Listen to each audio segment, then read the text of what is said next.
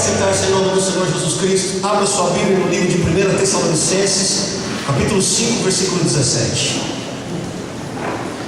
1 Tessalonicenses, capítulo 5, versículo 17.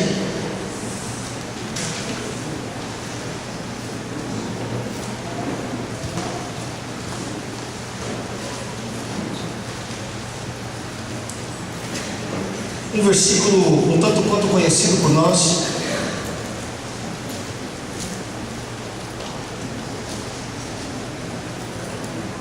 que diz assim: orai sem cessar, ou em algumas outras versões, orem continuamente. Amém? Amém, igreja? Amém. Amém. Você pode lançar fora o espírito de feriado, amém? Amém. Diga amém, querido. Amém. Isso, show o espírito de feriado. Pai, eu quero te agradecer esta noite pela oportunidade que temos de nos reunir perante a tua presença. E nesse tempo podemos partilhar também da tua palavra. Graças te damos por tua presença neste lugar, enquanto te bendizemos, te exaltamos, te adoramos com as nossas ofertas, com a nossa voz, com o nosso corpo. Ó Deus, e agora te adoramos também, Senhor, dando a nossa atenção, Pai Santo, os nossos olhos, os nossos ouvidos, totalmente ligados a ti e a tua voz, Pai Santo. E nós queremos ouvir o que o Senhor tem a dizer, Pai amado, para a nossa vida. Não, Senhor, aquilo que queremos ouvir, mas acima de tudo, aquilo que precisamos ouvir. Porque a tua palavra diz, Pai Santo, que não só de pão desta terra o homem viverá, mas acima de tudo, Pai, de toda a palavra que sai da tua boca. E é isso que nós queremos aqui esta noite. Prevaleça somente o que vem do teu Espírito para nós, Pai Santo, em nome do teu Filho amado Jesus Cristo. E permita que esta noite, enquanto a tua palavra estiver sendo ministrada, o Senhor estenda as tuas mãos com sinais e prodígios, em nome do Senhor Jesus Cristo. Amém e amém. Amém, meu querido? Amém, amém, meu amado? Amém. Amém. Diga comigo: orai sem cessar. É o versículo que nós lemos. E eu quero falar um pouquinho sobre essa questão da oração, porém falando sobre o aspecto da igreja quanto à oração. Qual é a postura da igreja quando se fala em oração? E eu estabeleço um tema aqui dizendo que a igreja, ela vive de joelhos. Acredito que muitos de nós que estamos aqui esta noite já sabemos que orar precisa ser um estilo de vida. Já sabemos que nós não oramos porque Deus precisa da nossa oração. Nós oramos porque nós precisamos de Deus.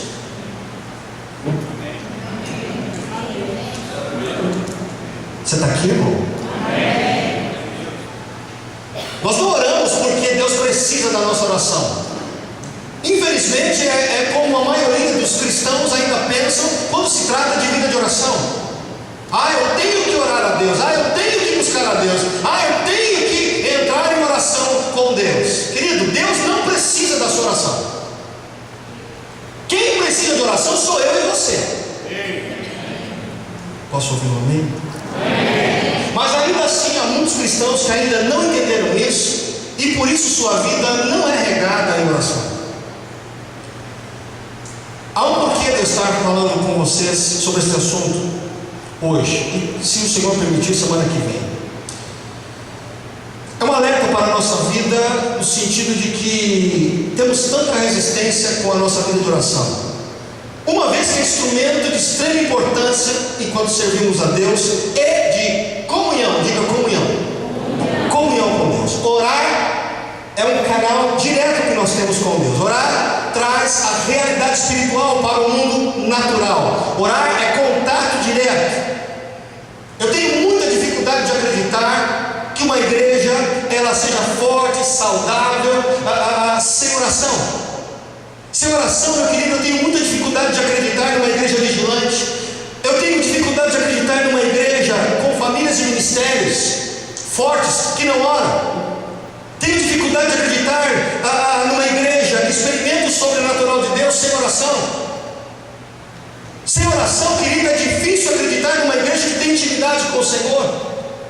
Uma igreja, para se dizer que tem a presença de Deus, basicamente ela precisa de oração.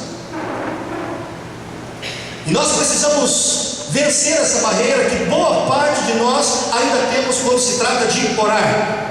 E se nós quisermos ir além desta vida natural que nós vivemos nesta terra, tão natural, todo santo dia, lidando com coisas naturais, se eu quiser ver o sobrenatural de Deus, eu terei que aprender a ter uma vida de oração. Amém? Tenho que aprender a investir em oração. Quando criança, eu ouvia muito uma frase em meio aos crentes, que hoje muito pouco eu ouço. Eles diziam assim: uma igreja, ela só caminha na presença de Deus de joelhos. E eu não consigo ver de outra forma, eu confesso. Parte da igreja, ou parte dessa situação, é porque a igreja tem vivido intelectualizada, ou mesmo secularizada. E parece que alguns aspectos tão simples das coisas de Deus estão se tornando antiquados. Dentre elas, a oração. Quando eu falo intelectualizada, é porque muitos cristãos, ao aprender um pouco mais das Escrituras, eles parecem negligenciar a vida de oração deles. Não há nada de errado em aprender mais a palavra, não há nada de errado em aprender mais sobre as Escrituras Sagradas. É muito importante que possamos crescer no aprendizado da palavra de Deus. O problema é quando eu começo a aprender muito da palavra e começo a deixar muito a oração de lado, achando que só a sabedoria é suficiente. E eu já te adianto, se você está nessa, sai desse lado. O que eu vou falar para você talvez te choque, mas é verdade. O estudo da palavra sem oração pode ser um laço para nós. Palavras da Bíblia podem ser trazidas contra a nossa vida como laço, se eu não tenho discernimento espiritual para isso. Estudar demais e orar de menos é um grande problema. Por isso eu preciso despertar. Digo secularizada, porque a cultura atual parece influenciar fortemente a igreja. Há um cotidiano de afazeres, de responsabilidades, prioridades terrenas em cima de prioridades naturais. Secularizada porque hoje em dia muita gente diz assim: olha, religião é uma coisa, minha vida particular aí fora é outra. Nós separamos as coisas, cada coisa no seu devido lugar. Será que é isso mesmo? Isso tem gerado um tipo de vida cristã cômoda, um tipo de vida cristã materialista. E por que não dizer, no final de tudo isso, uma só palavra é religiosidade? Estamos num tempo em que facilmente cristãos estão colocando Deus em segundo plano, quando Ele fica em segundo plano. E por isso precisamos despertar. A oração, querido, não é uma urgência na igreja. Escute o que eu vou te dizer. A oração ela é vital, ela é vida. Porque ela é canal de eu ouvir a voz de Deus, uma vez que a palavra é bom para a minha vida. Amém? Amém, amém igreja? Amém. Amém. Orar de joelhos. Quando falamos em orar, eu acredito que para a maioria, a imagem que mais rápido se associa a alguém orando é quando, ou melhor, é quando nós conseguimos imaginar alguém de joelhos com a mãozinha assim, né? E eu aprendi, confesso, desde a minha infância, lá na escola dominical, que a oração deveria ser preferencialmente de joelhos. Eu me lembro que quando minha mãe me levava às reuniões de vigílias e montes, e casas e reuniões de cultos de oração, em termos de vigília nós ficávamos muitas vezes 2, 3 horas orando durante toda a madrugada, naquele chão frio, né, doendo os joelhos. Eu lá com os meus 11, 10, 12 anos de idade, com 2, 3 horas orando, né, dor nas costas, Jesus amado, um frio de lascar, e lá estávamos nós 2, 3 horas buscando a Deus, e tinha que ser de joelho. Quando eu cheguei, fui para a igreja bíblica em São Paulo. Eu cheguei numa reunião de oração e vi os irmãos orando, andando. Eles oravam e andavam ao mesmo tempo. E aquilo para mim foi um escândalo. Eu falei, como pode alguém orar andando? Aquilo foi um escândalo para mim. que não faz a ausência da palavra de Deus? E eu vim a descobrir que não existe uma postura certa para se orar. Eu posso orar deitado, posso orar andando, posso orar de joelhos. Não é a postura que faz a diferença. Pastor, eu gostei dessa aí de orar deitado. Essa é de Deus. Essa vem para mim, pastor. Mas a grande verdade é que a postura externa ela não interessa muito. Não que ela seja descartável, você vai entender por quê. Porque a sua postura externa ela vai dizer um pouquinho como é que anda o seu interior. Ela vai se revelar de alguma forma. Muito bem. O ato de ajoelhar-se diante de alguém faz parte dos costumes humanos ou das civilizações antigas. Por exemplo, a passagem de um rei ou de uma rainha ou de uma pessoa que quisesse honrar outra ou suplicar algo a outra era motivo suficiente para as pessoas se inclinarem, se ajoelharem, se prostrarem com o rosto em terra. E uma vez que a Bíblia também é um livro histórico, você vai entender que civilizações muito antigas já de antemão faziam isso.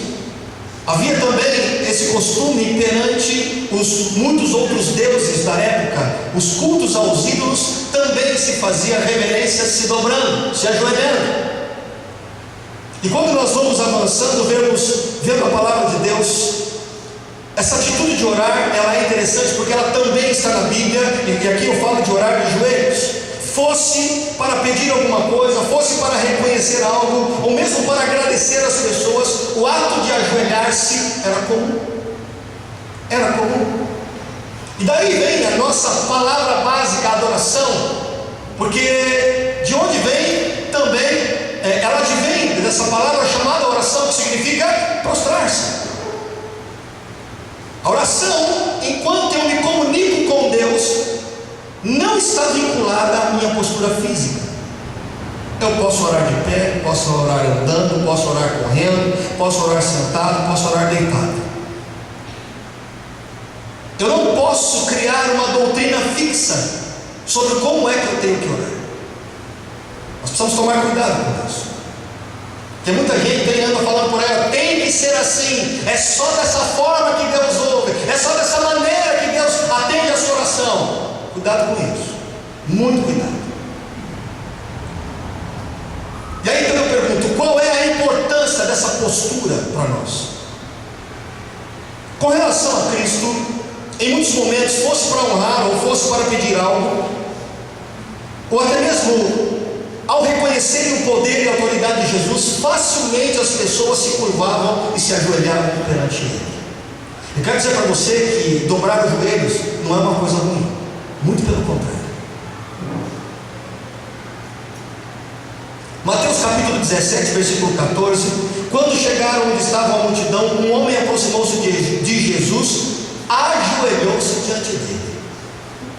Marcos capítulo 9, versículo 18: falava ele ainda quando um dos dirigentes da sinagoga chegou, ajoelhou-se diante dele e disse: minha filha acaba de morrer. Marcos capítulo 10, versículo 17: quando Jesus ia saindo, um homem correu em sua direção e pôs-se de joelhos diante dele e lhe perguntou: bom mestre, que farei para herdar a vida eterna? Lucas capítulo 5, versículo 12: estando Jesus numa das cidades, passou um homem coberto de lepra. Quando viu Jesus, prostrou-se. O ajoelhar-se é algo que se vê na Bíblia. Nos ensinos de Jesus, Mateus capítulo 6, versículos 5 e 6: e quando vocês orarem, não sejam como os hipócritas. Eles gostam de ficar orando em pé nas sinagogas e nas esquinas, a fim de serem vistos pelos outros. Mateus capítulo 18, versículo 29: então o seu conservo caiu de joelhos e implorou-lhe: tenha paciência comigo e eu lhe pagarei. Jesus ensinando falava que o ato de ajoelhar-se era algo comum. No exemplo de vida de Jesus, Mateus 26, 39, capítulo 26, versículo 39, indo um pouco mais adiante, Jesus prostrou-se com o rosto em terra e orou. No início da igreja, quando a igreja primitiva começou, Atos capítulo capítulo 9, versículo 40, Pedro mandou que todos saíssem do quarto, depois ajoelhou-se e orou. Atos capítulo 20, versículo 36, tendo dito isso, ajoelhou-se com todos eles e orou. Nos ensinos dos apóstolos, Romanos 14, versículo 11, porque está escrito: por mim mesmo jurei, diz o Senhor, diante de mim todo joelho se dobrará. Diga amém. Filipenses capítulo 2, versículos 9 e 10, por isso Deus o exaltou à mais alta posição, e lhe deu um nome que está acima de todo o nome, para que ao nome de Jesus, o que? Se dobre todo o joelho. Por isso, dobrar o joelho não é pecado.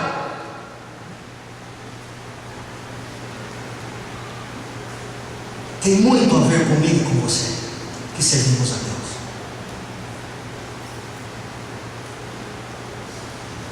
E para você entender que o ato de ajoelhar-se tem algo de extrema importância, você se lembra que em Mateus capítulo 4, versículo 9, quando Jesus passa pela, o que eu poderia chamar de as últimas tentações aqui descritas, quando Satanás vira para Jesus e diz assim: olha aqui, vem cá, está vendo todo o reino? Está vendo todas essas luzes, esse espetáculo de povo e tribo e nação?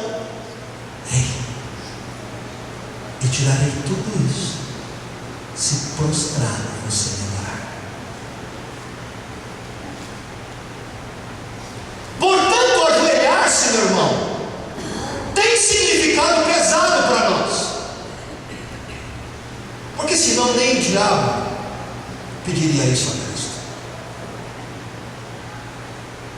Você está aqui ainda? Há um poder especial na vida daqueles que andam de joelhos. Eu quero fazer aqui um contraponto para entendermos a necessidade de uma vida de joelhos, isto é, uma vida de oração.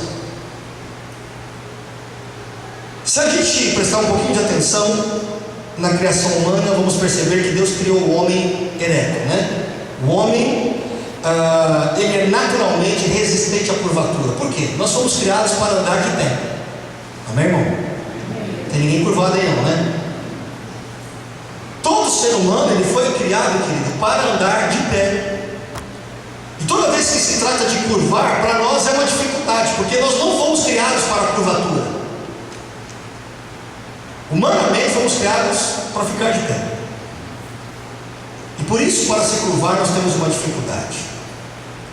E eu penso que quando a gente traz essas coisas, essa visão de joelhos e de curvatura para a nossa vida interior, aí fica muito mais claro. O homem em si mesmo, ele não é uma criatura que se dobra.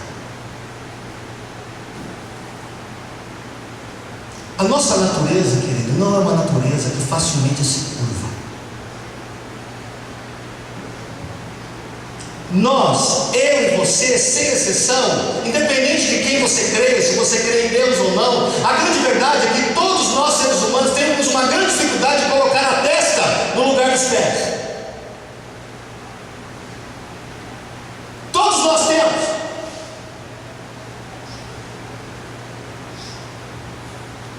E dá para ver isso muito fácil quando se mexe com a nossa alma. Quando eu coleciono títulos, quando eu detenho algumas coroas ou alguns cetros, digamos, poder, quando gozamos de alguma importância ou quando temos algum dinheiro a mais, ou quando estamos debaixo de aplausos exagerados, nós temos uma grande dificuldade de mostrar a nossa curvatura ou dobrar os nossos joelhos quando estamos debaixo de holofotes. Você está aqui? Isso é uma realidade passível de acontecer comigo, com você e com qualquer pessoa. A essa postura incurvável, se é que existe essa palavra, condição que não se curva, a Bíblia tem um nome para ela, chama-se dura cerviz. O que é uma cerviz dura? Cerviz nada mais é do que a parte posterior do pescoço, ou seja, mais conhecido como nuca.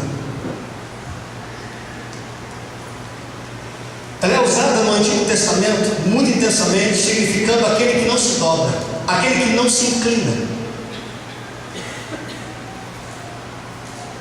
Quando eu estou falando que o meu interior ele é incurvável, ele é inflexível, ele não se dobra, eu estou falando da minha natureza humana, que é teimosa, orgulhosa, obstinada, arrogante, petulante, altiva. É disso que estamos falando. Êxodo 32, 9, disse o Senhor a Moisés: tenho visto muito que este povo é um povo obstinado. Isaías 48, versículo 4, pois eu sabia quão obstinado você era, os tendões do seu pescoço eram de ferro.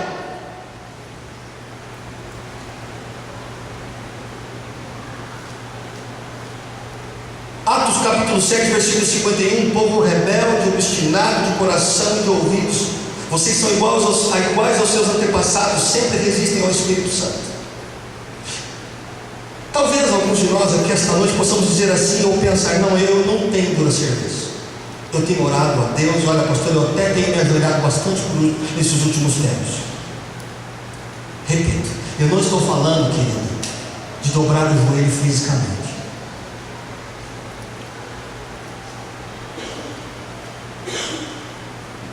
Estou falando aqui da sua vida como um todo. Estamos falando da nossa vida como um todo. E eu quero te perguntar uma coisa. Quando você diz que você acredita não ter uma dura cerviz, categoricamente você pode afirmar: em cada área da sua vida em que Deus está falando, você tem se dobrado perante a voz dele?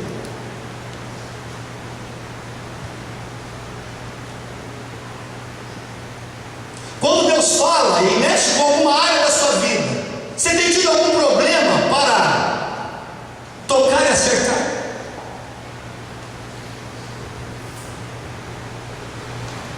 Quando Deus fala, você imediatamente se dobra, a sua nuca se dobra e diz: sim, Senhor. Quando Deus fala, você tem facilidade de colocar a sua testa no lugar dos seus pés e dizer: sim, Senhor, fala que o meu servo ouve, ou você resiste?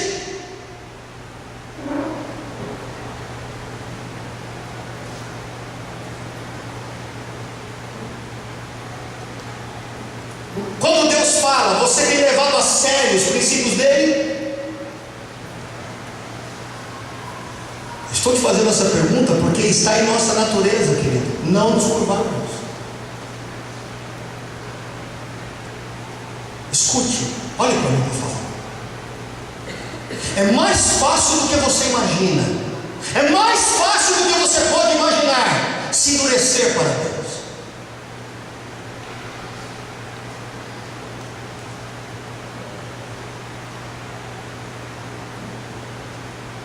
Pastor, mas eu nasci de novo e agora eu sou nova criatura. Irmão, teu espírito, ele renasceu em Deus e glória a Deus por isso, mas a minha e a sua alma está num processo delicado em que você e eu temos que contribuir com essa salvação.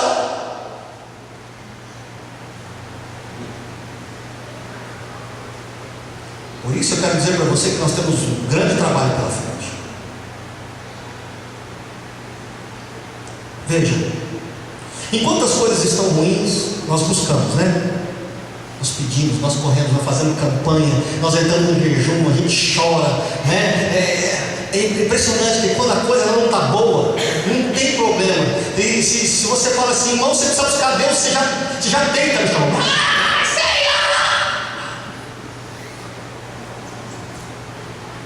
É assim que nós cristãos fazemos. Olha, irmão, busca o Senhor que tu... nem termina, irmão, já estou gritando aqui do Senhor.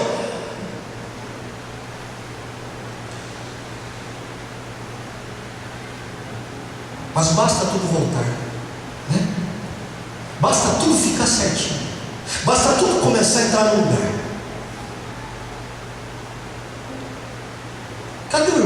estava chorando tanto na presença de Deus?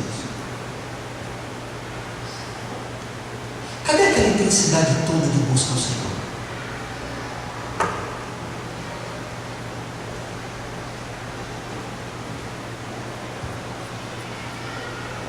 É fato e não se pode negar que a primeira postura que nós deixamos de lado, quando tudo entra na bênção, qual é a primeira coisa que nós deixamos de lado?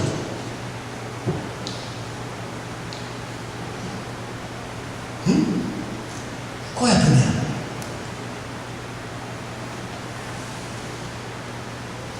Que oração, né?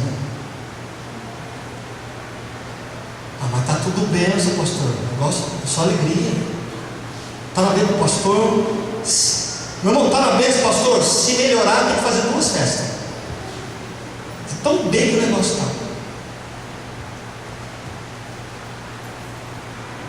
Os negócios estão bem, minha família vai bem, financeiramente estou sossegado, emocionalmente equilibrado, tenho uma igreja, ministério, boa reputação. Pastor, é tanta bênção, mas tanta bênção que não dá tempo nem de orar. Isso quando a nossa racionalidade não vai desbancando as coisas que Deus fez. Porque Deus vai fazendo, vai tocando, e as coisas vão melhorando, e bênçãos vão chegando, e tudo vai entrando no seu devido lugar, e não demora muito, a gente vai acabando esquecendo que é Deus quem faz. Mas sei lá por quê, eu começo a achar que fui eu.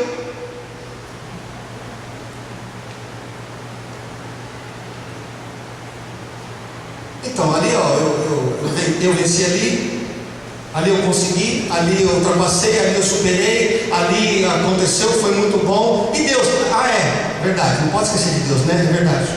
Tem uns irmãozinhos lá, que oraram por mim lá no cantinho lá, não pode esquecer dele, é verdade.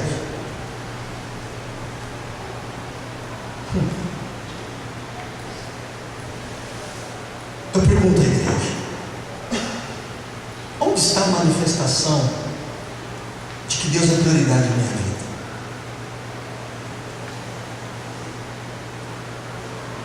Onde está a manifestação de que Deus é o mais importante para mim?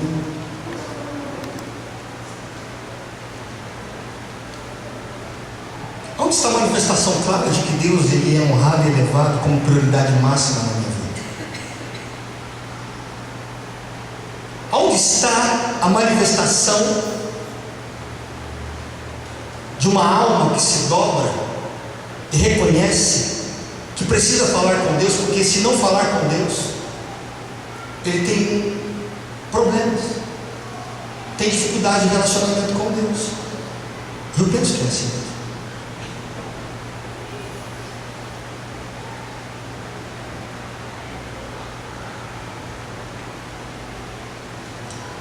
Há sinais de dura serviço que podemos identificar.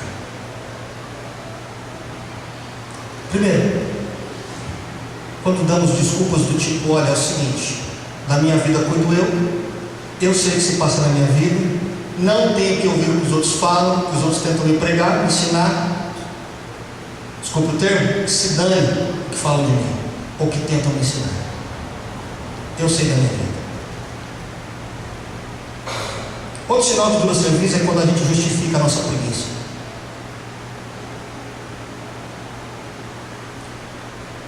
Mas eu tenho estado tão cansado, que eu não tenho conseguido orar. E assim é 1 dia, 2, 3, 4. Mas por que você está cansado? Muito cansado. 6, 7, 8, 10. Mas não, irmão, eu chego muito cansado, irmão. 10, 20, 30, 2, 3, 4, 6, 1. Irmão, você tem hora cansado, irmão. Muito cansado. Jesus.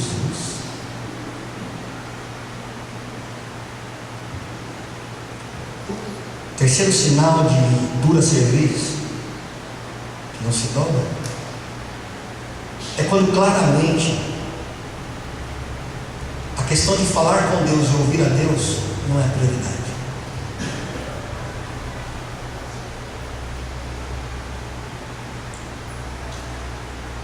Você está aqui?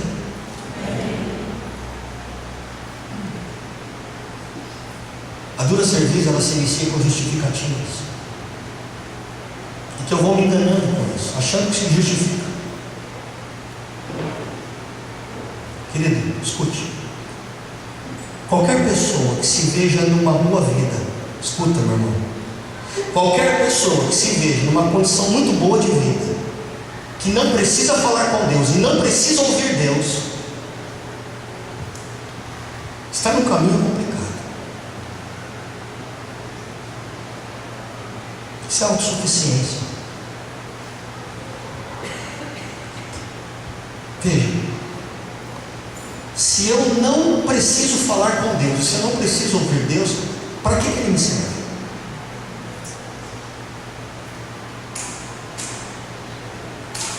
Provérbios capítulo 29, versículo 1 diz assim: o homem que muitas vezes repreendido, ele endurece a serviço, ele será quebrantado de repente sem que haja cura. Eu posso falar esse versículo de uma outra forma. Aquele que insiste no erro, depois de muita repreensão, ele será destruído sem aviso e irremediavelmente.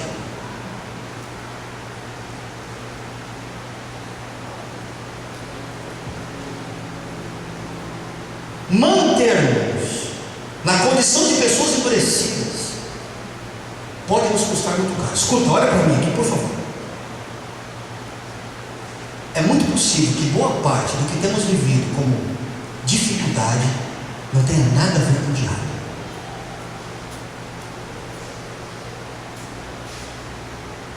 Eu vou repetir. Quem insiste no erro depois de muita repreensão será destruído sem aviso e sem remédio.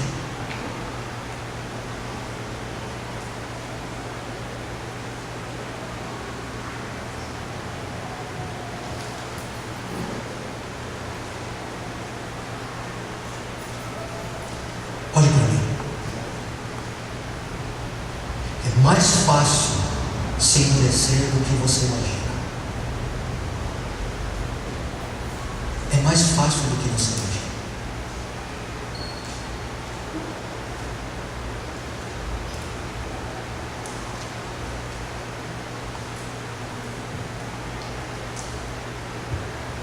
Existe uma ligação, e eu quero falar sobre a cura para que a nossa serviço seja quebrada, ou de preferência, que não chegue a esse ponto, que a gente consiga dobrá-la. Amém? Amém? Existe uma ligação muito estreita entre joelho e oração na Bíblia. Em um estudo da língua hebraica, descobre-se que há pelo menos 3 diferentes palavras para oração. E uma dessas palavras é a palavra tafila,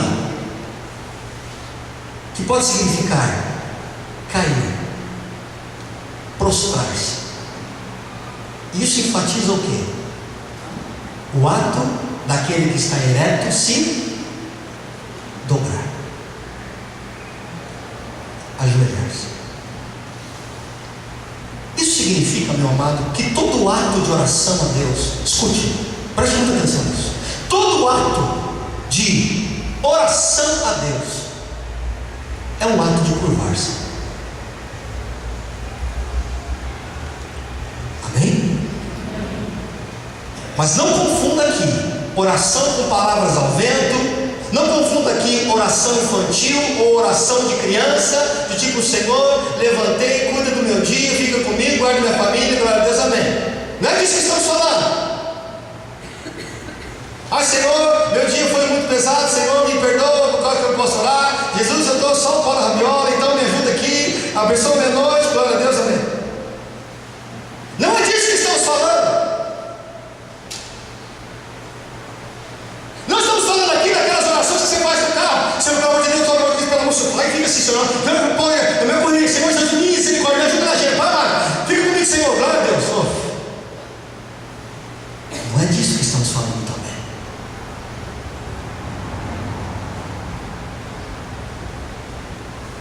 Estou falando de um ato sério e de propósitos. Estou falando do ato de querer buscar a Deus até que Ele seja achado. Estou falando do propósito de comunhão com Deus.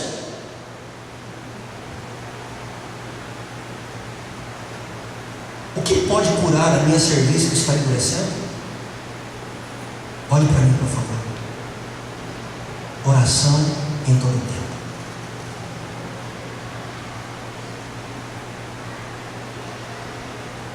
É orando, meu querido, que eu me mantenho curvado. Eu penso que é por isso que a palavra de Deus ela diz orar em todo tempo. Orar sem cessar. Porque a gente tem uma facilidade enorme, enorme, de se tornar arrogante perante Deus. Eu estou tentando dizer aqui, olhe para mim, por favor. Não é a gente se colocar de joelho que nos torna pessoas de oração, mas é a nossa oração a Deus que nos torna pessoas curvadas e ajoelhadas. Amém? Quando eu oro em todo tempo, já que em todo tempo eu não posso dobrar o joelho por aí, em qualquer lugar, senão as pessoas me prendem ou me chamam de loucas. Quando eu oro em todo tempo, quando eu mantenho meu contato com Deus todo tempo, essa é uma forma de me conscientizar do quanto eu preciso do Criador sobre mim. Orando eu me dou conta de que eu preciso de alguém. Orando eu me dou conta de que eu não sou o rei da cocada preta. Orando, meu querido, eu estou sempre lúcido, mantendo o meu ego exatamente no seu lugar, dominado, abaixo de Deus, e Deus sempre prevalecendo sobre mim. Por isso eu digo esta noite, aqui termino. A igreja ela precisa raciocinar mais de joelhos. A igreja precisa enxergar mais de joelhos. A igreja precisa sentir mais de joelhos. A igreja precisa perceber mais de joelhos. A igreja precisa ouvir mais de joelhos. A igreja precisa pregar mais de joelhos. Enfim, uma igreja só vive de joelhos. Curvada. Curvada.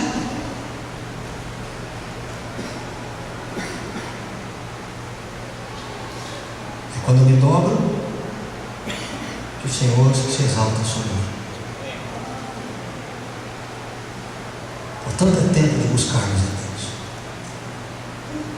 Salmo 95, versículo 6 diz: vinde, adoremos e prostremos, ajoelhemos diante do Senhor que nos criou.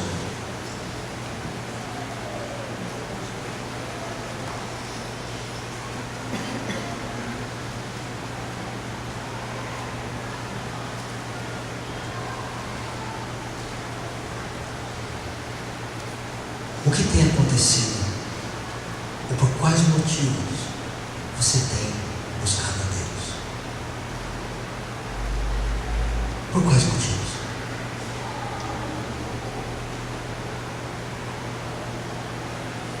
Esse é o meu motivo. Busco a Deus porque eu preciso dele. E enquanto eu preciso dele, enquanto eu mantenho minha comunhão com ele, eu sei qual é o meu lugar. Curvado, de joelhos, reconhecendo quem ele é, o grande Deus.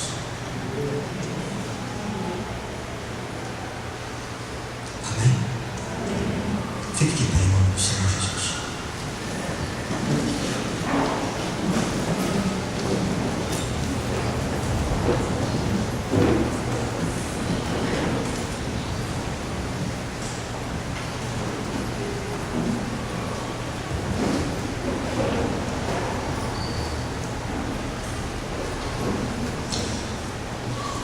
Feche os teus olhos por um instante, por favor. Não olhe para mim. Gostaria que você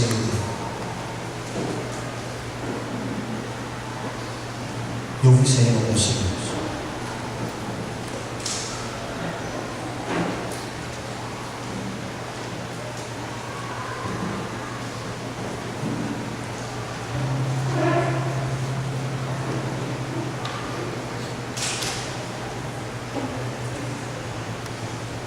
O Senhor nos tem falado neste lugar que é tempo de retomar a nossa vida de oração.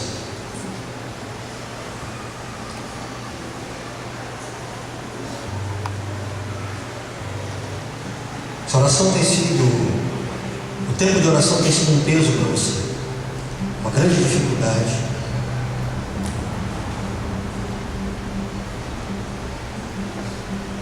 A partir do que você ouviu esta noite, há um bom motivo para você começar.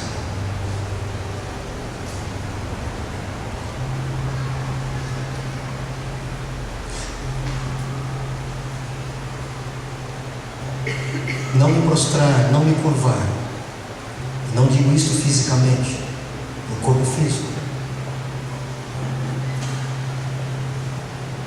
Mas se a minha alma não tem tido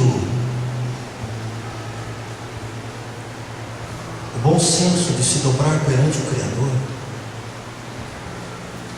para dizer para Ele: Senhor, eu sei que Tu és o grande Deus sobre a minha vida, preciso ouvir Tua voz, fala comigo. Estou aqui falando contigo, Senhor, porque é a Tua palavra que me sustenta, é a Tua palavra que me fortalece.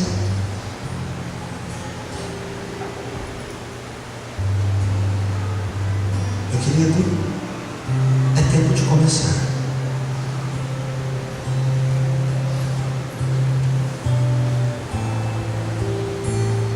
A Bíblia é muito clara quando diz que Deus, Ele não tolera arrogantes.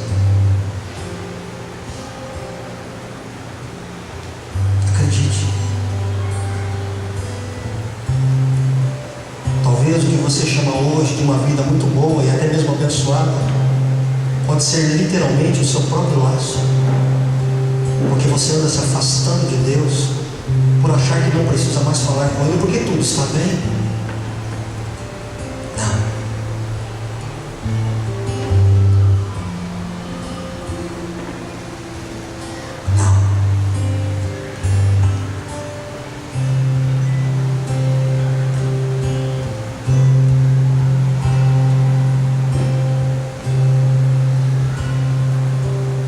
Quem tem predominado sobre você? Seu ego? Você mesmo? Seus desejos? Sua carne? Ou o Espírito Santo?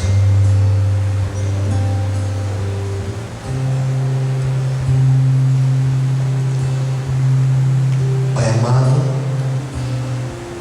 eu oro esta noite com a Tua igreja e aqui peço: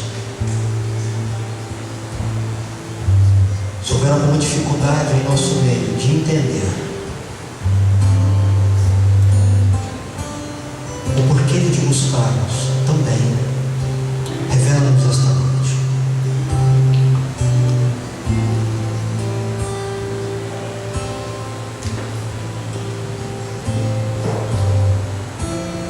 Tira de nós a arrogância, a teimosia, a obstinação, a altivez de espírito. Pai, livra-nos da dura certeza, Pai. Tira os tendões de ferro do nosso pescoço e dá-nos um coração quebrantado.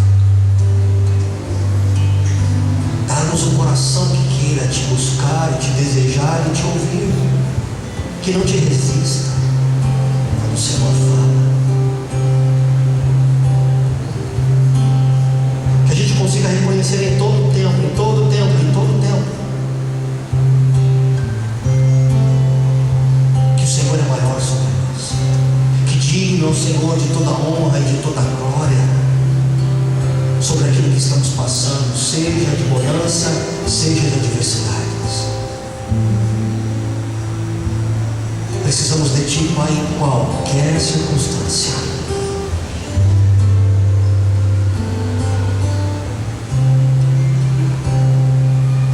Aleluia. Ainda de olhos fechados, por favor, não